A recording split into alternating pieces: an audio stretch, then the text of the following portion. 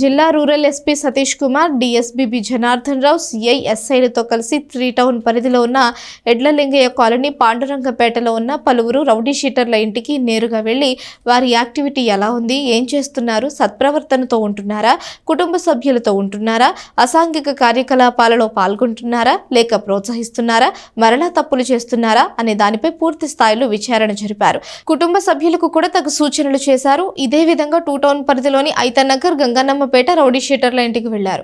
SP Satish Kumar ఇదే తరహాలో వారి నడవడికలను, యాక్టివిటీస్ ని పరిశీలించారు. ఈ సందర్భంగా జిల్లా రూరల్ ఎస్పీ సతీష్ కుమార్ మాట్లాడుతూ రౌడీ షీటర్లు సత్ప్రవర్తనతో నడుచుకోవాలని అన్నారు.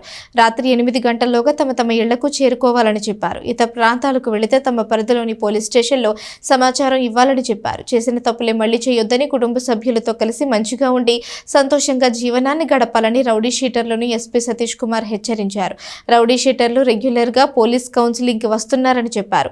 ఒకరిపై పీడీ యాక్ట్ పెట్టామని, మరొక 2-3 కూడా పీడీ యాక్ట్ పెట్టనున్నారని చెప్పారు. రౌడీ షీటర్లు ఎవరైనా అసాంఘిక కార్యకలాపాలకు పాల్పడితే వారిని నగర బహిష్కరణ చేస్తామని చెప్పారు. ఇప్పటికే కొందరు రౌడీ షీటర్ల వద్ద 5 లక్షలు పూచీకత్తుతో తీసుకోవడం జరిగిందని ఎస్పీ చెప్పారు. ఈ సమావేశంలో డీఎస్పీ బి జనార్దన్ రావుతో పాటు సిఐలు రాములు నాయక్, రమేష్ బాబు, ఎస్ఐలు పాల్గొన్నారు.